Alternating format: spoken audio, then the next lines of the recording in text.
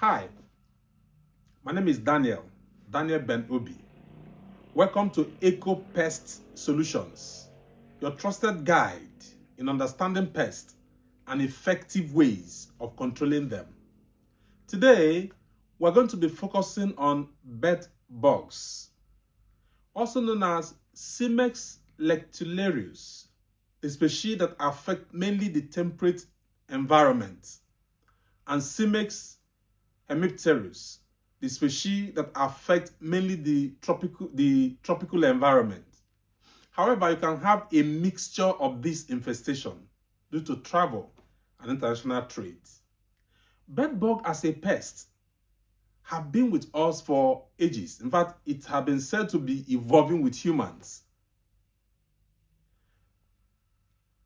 Fossil evidence and historical records have it that bedbug have been existing with humans as far back as 3,500 years. In fact, scientists believed that bedbug evolved from bugs that affected bats or bat bugs when humans started living in caves. Since then, bedbug have been evolving with human beings. In fact, the ancient civilization, the writing in Egypt, alluded that bedbug have been around since 1350 BC, living in tombs and human dwellings. In fact, the Greek and Roman ancient scholars like Aristotle and Pliny the Elder wrote about bedbugs. In those days, they believed, talking about Aristotle and Pliny the Elder, that bed bugs even have medicinal properties that could be used to treat ear infection and snake bites. So bed bug continued to spread, and as far back as the 18th century, bed bug has spread in England and continental Europe due to trade. In fact, then it was reputed that bedbug could be seen in inns, in hostels, and even royal palaces. Bedbug continued to thrive here and there until in the mid-20th century, after the Second World War, and with the discovery of DDT, dichloro-diphenyl trichloroethane.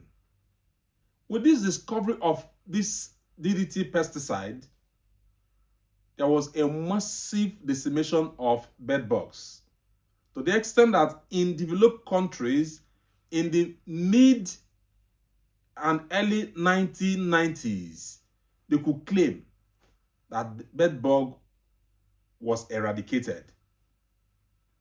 But suddenly, in early 2000 till today, there had been a major comeback of bedbug infestation, to the extent that bedbug presently have assumed an international public pest status.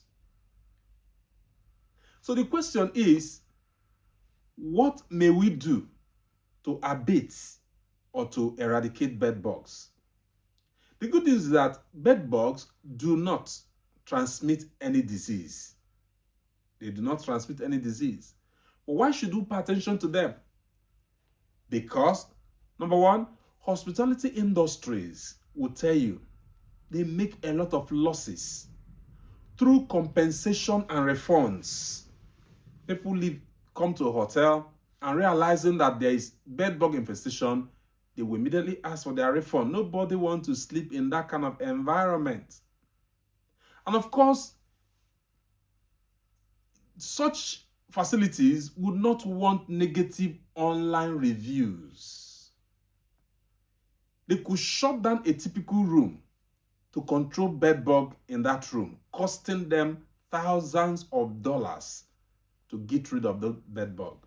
What about household owners, tenants. You find that a house that has reputation to have the bedbug infestation will belong in the market. And of course, tenants pay a lot of money trying to get either new mattresses because of bedbug infestation, or to control or to eliminate the ones that are there. Workers can take permission and lose man-hour in order to rid their houses of bedbugs. Schools can be shut just to treat bedbugs that have infested hostels and classrooms. Bedbug can cause serious irritation and insomnia because they are nocturnal. They depend mainly on human blood to thrive. So if you have bedbug infestation, your sleep is going to be compromised. Students can miss school as a result.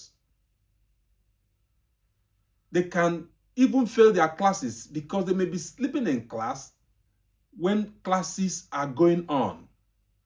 And of course, bedbug can cause serious embarrassment. I remember a case in point. I spotted one bedbug crawling on a gentleman's shirt. Being an exterminator, I approached this discreetly. Sir, would you mind me getting rid of something crawling on your shirt? He indulged me, and I plucked it off and showed him, discreetly though, but I could see the embarrassment on his face. You don't want to be caught in such situation. Bedbug can cause embarrassment. Of course, they can cause serious anxiety. Some persons may not stand the sight of bedbug. They can cause irritation and skin lesion due to their bites, causing a lot of hospital visits and burden on healthcare facilities. So bedbug is of a major economic importance. Question is, what may we do to control bedbug the smart way? Number one is to pay attention. If you are a major traveler, either interstate or international travel, pay attention to the hotel you stay. Make sure that you examine the mattresses.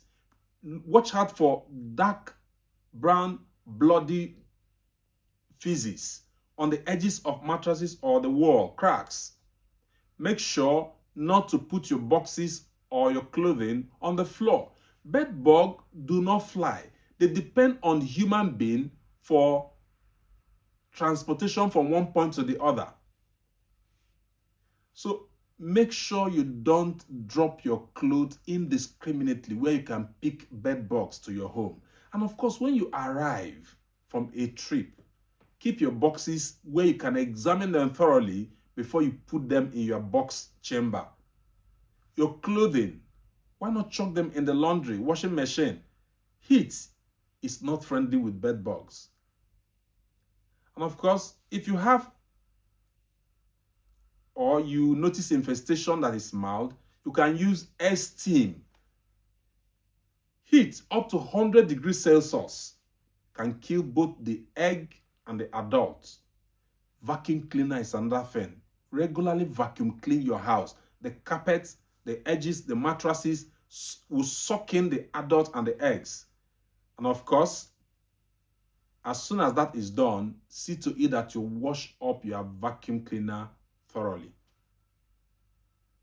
But if you are dealing with major infestation, please get the experts.